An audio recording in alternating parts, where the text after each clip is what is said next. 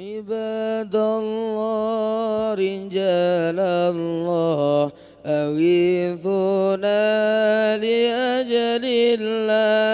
لأجل الله وكونوا عوننا لله عسى نرضى بفضل الله. ويا أقطاب ويا أنجاب ويا سادات ويا أحباب وأنتم يا أولي الألباب تعالوا وانصروا لله. سألناكم وللزلفى رجوناكم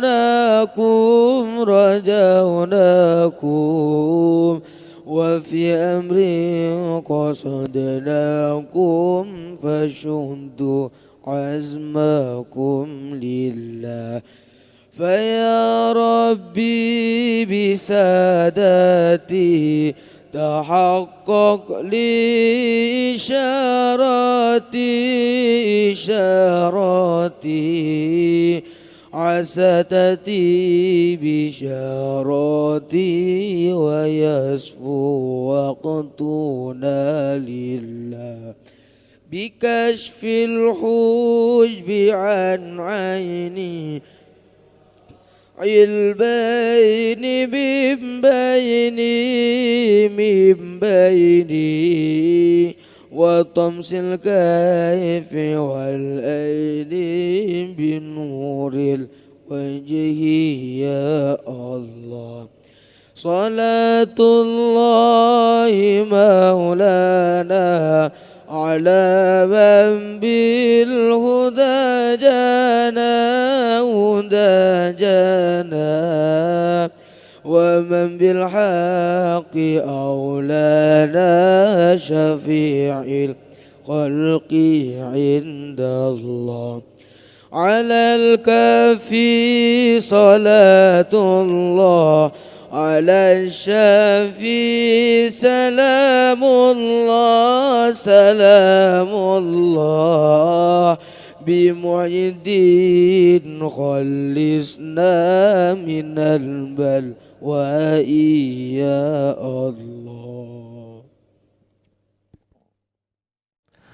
Assalamualaikum warahmatullahi wabarakatuh.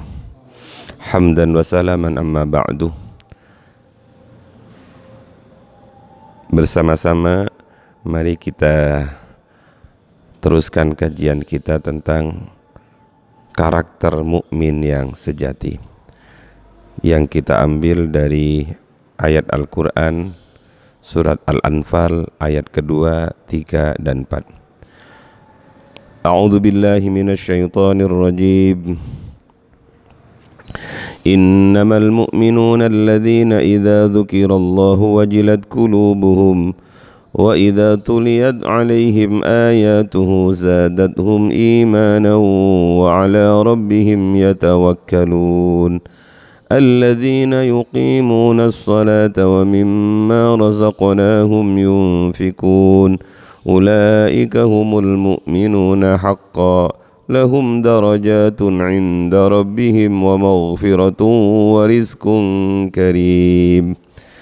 Kemarin kita sudah membahas tentang karakter pertama dari seorang mukmin yang sejati, yaitu idza dzukirallahu wajilat qulubuhum. Hari ini kita akan membahas karakter yang kedua, wa idza tuliyat 'alaihim ayatuhu zadatuhum imana.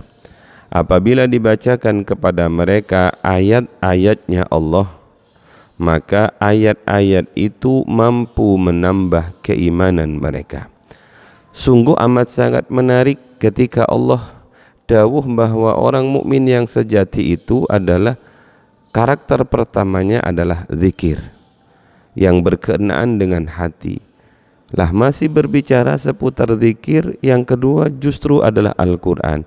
Ini seakan-akan mengajarkan kepada kita bahwa zikir itu yang paling utama, yang paling tinggi, nilainya adalah Al-Quran, karena Al-Quran juga termasuk zikir. Sehingga wajar apabila baginda Rasulullah Sallallahu Alaihi Wasallam pernah menempatkan Al-Quran itu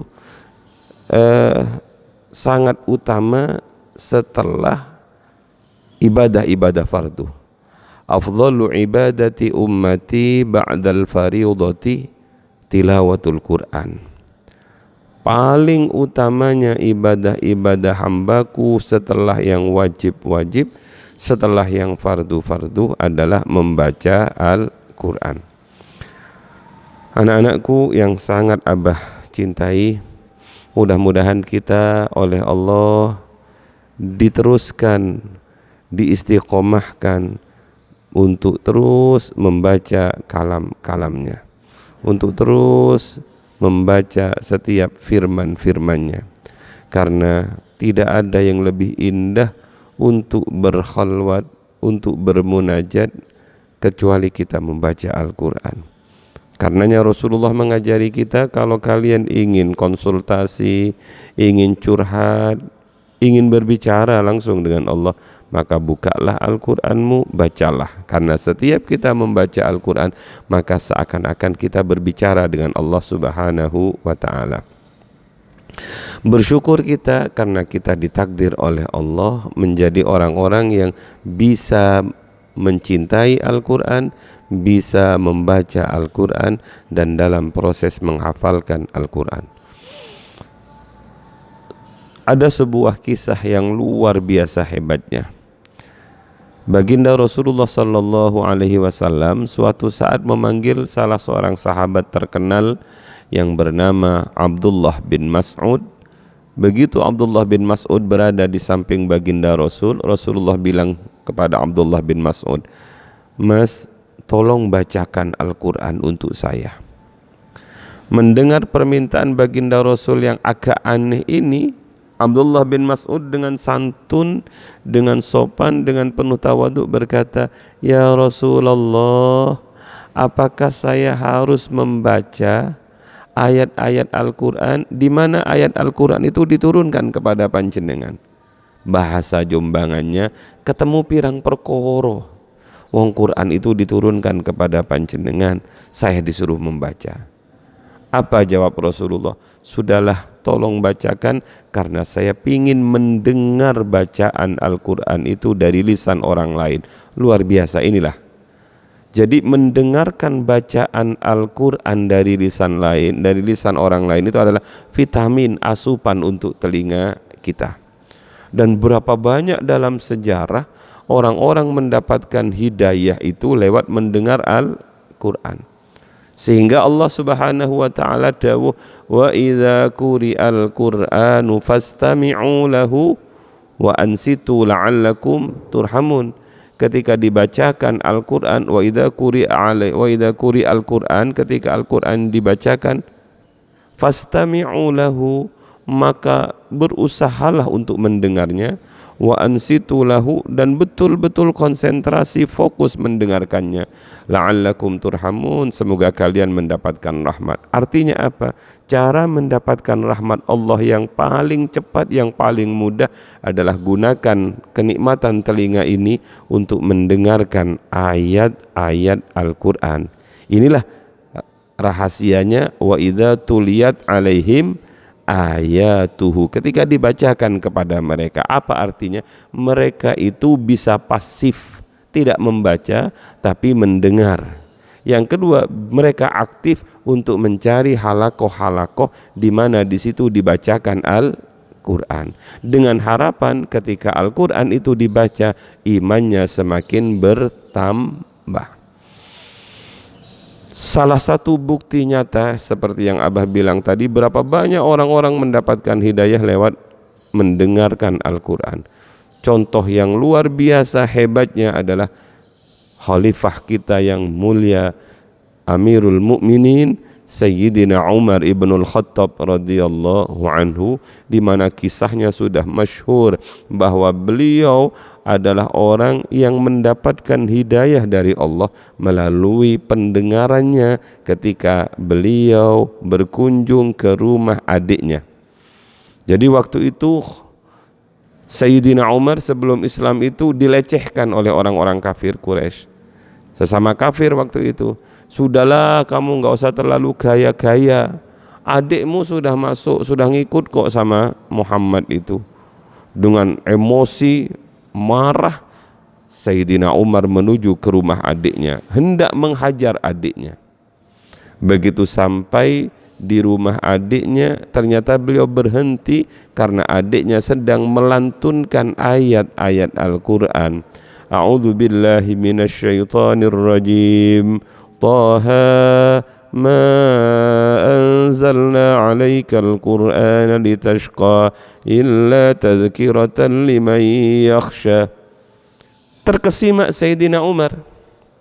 Kenapa? Karena permulaannya saja sudah Toha. Apa kok Toha? Toha itu bahasa Arab karena kumpulan dari huruf To dan Ha. Tapi dalam perbendaharaan fikiran Sayyidina Umar yang luar biasa cerdasnya itu, karena Sayyidina Umar itu adalah seorang pengarang syair yang luar biasa hebatnya. Setiap perlombaan mengarang syair beliau pasti menang.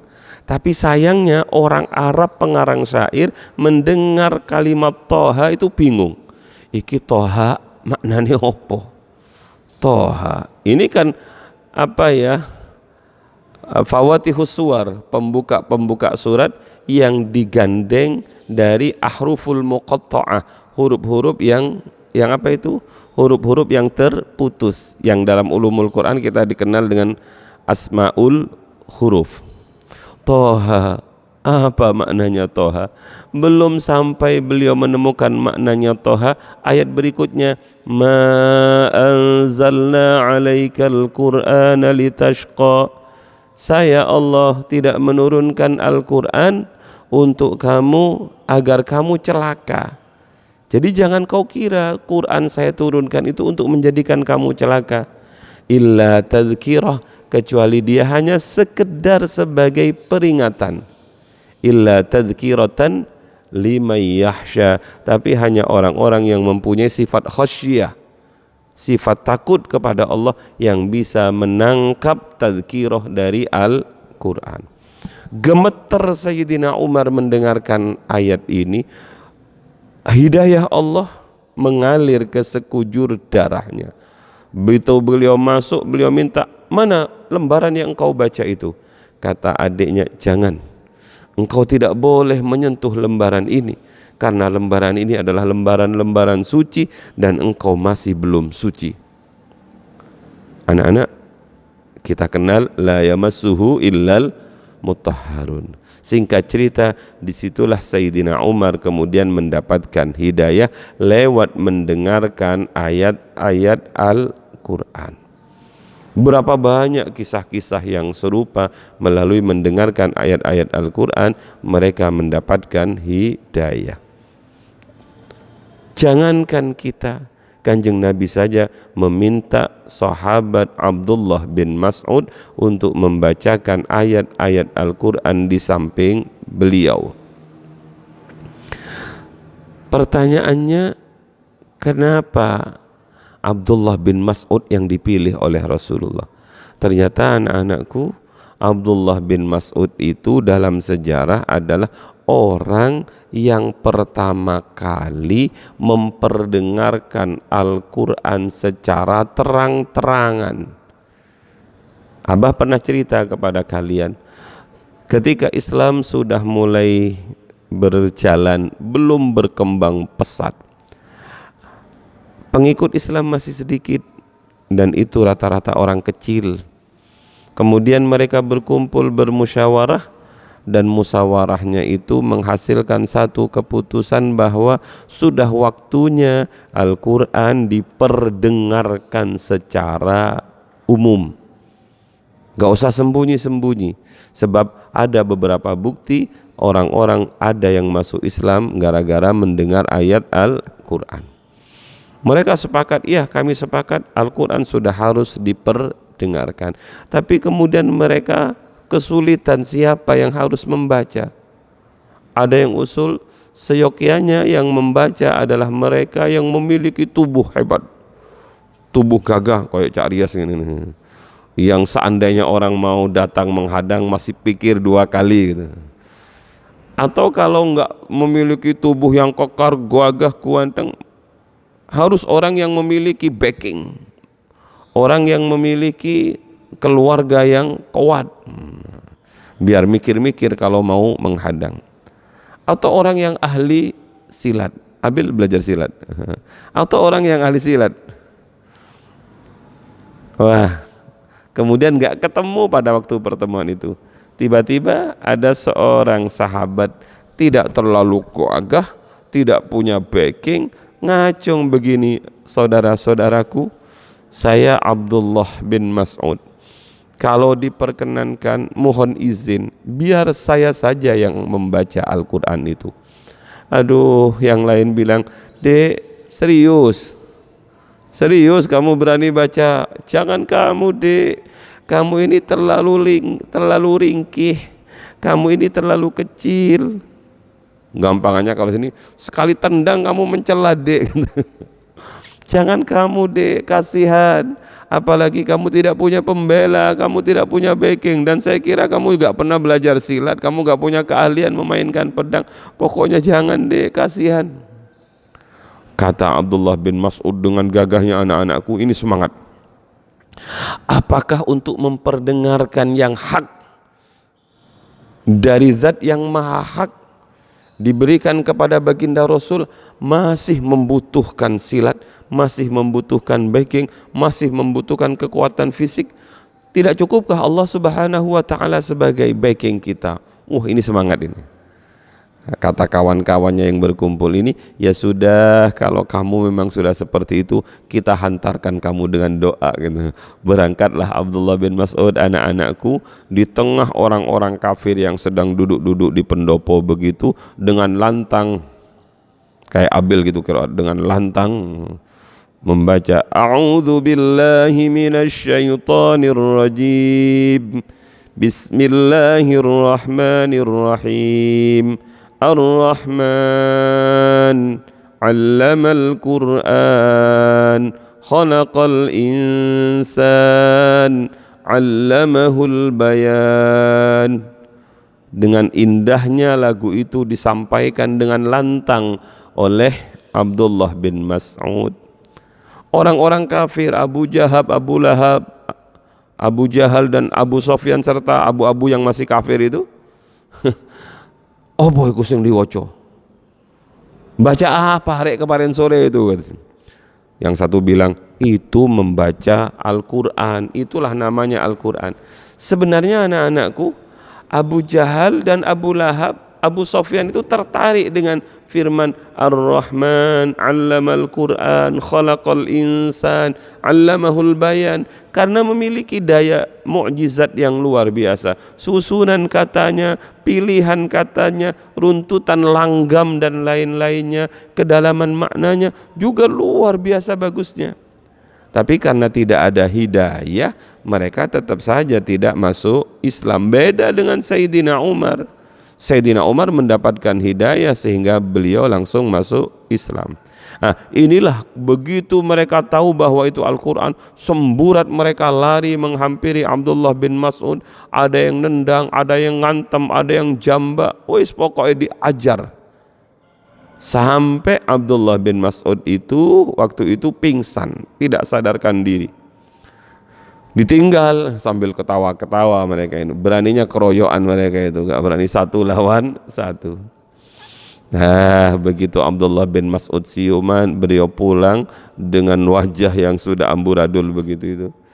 Begitu sampai di depan para sahabat itu bilang, lah Dek, apa saya bilang, ini yang kami takuti.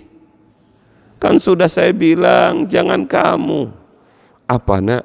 Reaksi Abdullah bin Mas'ud, dia bilang, hari ini saya mendapatkan seperti ini, terlalu kecil bagi saya. Besok saya akan membaca lagi. Dan keesokan harinya betul Abdullah bin Mas'ud membacakan lagi Al-Quran di depan orang-orang kafir. Dan lagi-lagi beliau dihajar rame-rame. Semangat menyebarkan Al-Quran luar biasa, harus kita tiru dari Abdullah bin Mas'ud. Semangat mengajarkan Al-Quran. Hari ini sekarang semangatnya ganti, bukan memperdengarkan. Hari ini kita harus memiliki semangat-semangat Abdullah bin Mas'ud untuk membacakan Al-Quran, menjadikan orang paham Quran, menjadikan orang bisa baca Quran, menjadikan orang kalau perlu hafal Al-Quran dan mengamalkan Al-Quran. Abdullah bin Mas'ud dapat bayaran? Enggak. Ya bayarannya bogem itu. Lah kadang-kadang kita mau ngajar kalau dapat bayaran. Jangan kalau Al-Quran. Kalau yang lain mungkin ya tetap saja gak boleh, tapi kalau yang lain mungkin agak lumayan biasalah. Tapi kalau Al-Quran jangan, karena Quran itu terlalu suci. Nah sudah, inilah kehebatan Abdullah bin Mas'ud. Jadi wajar kalau Kanjeng Nabi memanggil beliau untuk membacakan Al-Quran. Siapa yang tidak bangga? Bacaannya didengarkan langsung oleh Rasulullah sallallahu alaihi wasallam. Akhirnya di samping Rasulullah, Abdullah bin Mas'ud membaca, A'udzu billahi minasyaitonir rajim. Bismillahirrahmanirrahim. Ya ayyuhan nasu taqu rabbakumul ladzi khalaqakum min nafsin wahidah wa khalaqa minha zawjaha wa batha minhuma rijalan katsiran wa nisaa wattaqullaha alladzi tasaaluna bihi wal arham innallaha kana 'alaikum raqiba. Beberapa ayat dari surat An-Nisa dibaca. Tengah-tengah beliau membaca, beliau melihat wajah Rasulullah mengeluarkan air mata. Inilah yang disebut wa idza tuliyat alaihim ayatuhu zadathum imana. Nangis Rasulullah sampai kemudian Rasul berkata, cukup Abdullah, cukup. Jadi sebenarnya setoran Al-Quran itu kalau dihentikan baru berhenti sebenarnya. Cukup tok, juga usah tok, cukup keakian tok nambahnya, keakian bil nambahnya. Itulah tentang Abdullah bin Mas'ud. Anak-anak yang sangat Abah cintai, semua yang nempel pada Al-Quran pasti mulia. Saya ulangi, semua yang nempel pada Al-Quran pasti mulia. Satu, bulan ini bulan yang mulia karena nempel pada Al-Quran. Syahrul Ramadan alladzi unzila fihil Quran. Lailatul Qadar menjadi malam yang lebih mulia dibandingkan malam-malam yang lain karena bernilai 1000 bulan. Itu juga Lailatul Qadar itu inna anzalnahu fi lailatul qadr. Karena malam Lailatul Qadar itu dipilih sebagai tempat malam turunnya Al-Quran. Malaikat Jibril menjadi pemimpin dari para malaikat karena tugas mulia dari malaikat Jibril yaitu membawa ayat-ayat Al-Quran. Nazala bihir ruhul amin ala qalbika litakuna minal munzirin. Jadi nazala bihir ruhul amin, yang membawa Al-Quran itu adalah ar-ruhul amin, yakni malaikat Jibril yang bergelar Al-Amin, dipercaya karena gak mungkin malaikat Jibril itu menambahi ayat atau mengurangi ayat. Menjadi malaikat paling mulia, padahal sebenarnya lebih sangar malaikat penjaga neraka itu kan. Penjaga neraka itu sangar sekali, panas seperti itu gak panasan, tapi tetap kalah oleh malaikat Jibril. Lebih sangar mungkar nakir itu, merebuka gitu. Tapi karena malaikat Jibril mendapatkan tugas mulia membawa barang mulia kepada makhluk yang paling mulia, maka kemuliaan malaikat Jibril mengalahkan kemuliaan malaikat-malaikat yang lain. Nabi Muhammad juga dimuliakan dengan mukjizat yang tidak dimiliki oleh nabi-nabi yang lain, yakni Al-Quran. Apalagi sekarang guru yang paling mulia itu guru siapa itu? Guru bahasa Inggris, guru fisika, guru takrib, guru fikih? Enggak. Khairukum man ta'allamal Qur'an wa 'allama. Murid yang paling mulia adalah murid Al-Quran, dan guru yang paling mulia adalah guru Al-Quran. Bahkan rumah itu dianggap rumah yang mulia, bersinar apabila dalam rumah itu dibacakan Al-Quran, dan rumah itu akan menjadi sarang jin, sarang genderuwo dan sarang-sarang yang lain apabila rumah itu tidak ada Al-Quran. Semua yang ada Al-Qurannya pasti hebat. Makanya mari kita bersama-sama bersemangat membaca dan mendengarkan Al-Quran. Saya hanya khawatir Rasulullah akan menangis ketika di akhir zaman ini umatnya lebih getol memegang HP daripada memegang Al-Quran, membaca WA itu WhatsApp, daripada membaca WA yang sebenarnya wahosan Al-Quran. Seharusnya WA kita adalah wahosan Al-Quran, bukan WhatsApp. Nah, kalau kita terlalu terlena dengan teknologi sehingga kita meninggalkan sedikit demi sedikit Al-Quran, maka ingat Rasulullah pernah nangis, Rasulullah pernah ngadu, dan tangisan Rasulullah itu adalah berkaitan dengan Al-Quran. Ya Rabbi, inna qaumi ittakhadhu hadal Qur'ana mahjura. Ya Tuhan kami, sesungguhnya kaumku mulai menjauhi Al-Quran. Mereka menjadikan Al-Quran sudah mulai dipisahi.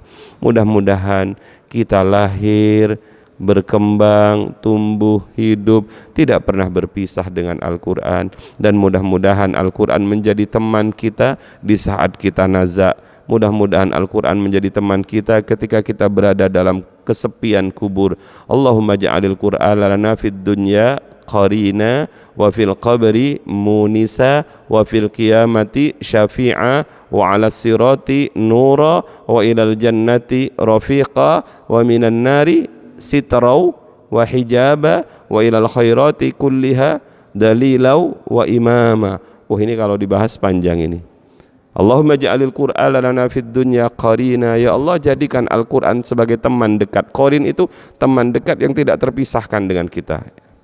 Yang kedua, wa fil qabri munisa, jadikan Al-Quran itu sebagai teman penyejuk kami ketika kami berada dalam dalam kuburan. Wa fil qiyamati syafi'a, ya Allah, jadikan Al-Quran itu kelak di hari kiamat sebagai pensyafaat. Karena dengan izin Allah, Al-Quran bisa memberikan syafaat syafi'an li ashabi. Dan bahkan kita pernah kemarin membaca itu bahwa orang yang memiliki Al-Quran diberi hak untuk memberikan syafaat kepada keluarganya yang seharusnya keluarganya itu harus masuk neraka. Tidak ada yang lebih indah dibandingkan Al-Quran. Ayo, semakin erat kita mendekap Al-Quran, dan Al-Quran inilah yang biasa dilakukan secara istiqomah oleh baginda Nabi saat bulan Ramadan, yaitu setoran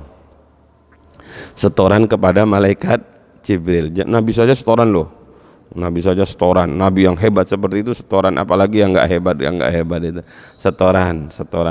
Tapi kalian bilang kolong boten setoran tenjenengan bah. Mana kamu gak setoran kemarin? Setoran teng malaikat Jibril. Iya wis, saya ngalah wis. Siapa yang berani malaikat Jibril? Kenapa kamu kok setoran sama malaikat Jibril? Kalau niru sunnah Rasulullah niku setoran langsung kepada malaikat Jibril. Saya kira ini anak-anak tentang Al-Quran. Mudah-mudahan di bulan Ramadan ini Al-Ashur Awakhir kita sudah menapai 10 terakhir di bulan Ramadan, kita semakin giat membaca Al-Quran. Karenanya pertemuan-pertemuan kita durasinya dikurangi, waktu live streamingnya juga kita kurangi. Kenapa? Biar kita lebih banyak berkhalwat bersama Al-Quran, berbisik-bisik dengan Allah Subhanahu wa ta'ala. Bismillahirrahmanirrahim. Allahumma arhamna bil Qur'an waj'alhu lana imaman wa nuran wa hudan wa rahmah. Allahumma dhakkirna minhu ma nasina wa 'allimna minhu ma jahilna warzuqna tilawatahu ana al-laili wa atrafan nahar waj'alhu lana hujjatan ya rabbal alamin. Oh ya, Quran itu menjadi hujjatan lana au hujjatan alaina. Quran itu bisa memberikan dampak positif kepada kita, Tapi ingat, Al-Quran juga banyak memberikan dampak negatif kepada orang-orang. Dan itu sudah kita bahas dalam Al-Itqan fi akhlaki ahlil Quran. Matur nuwun, terima kasih. Mohon maaf. Wassalamualaikum warahmatullahi wabarakatuh.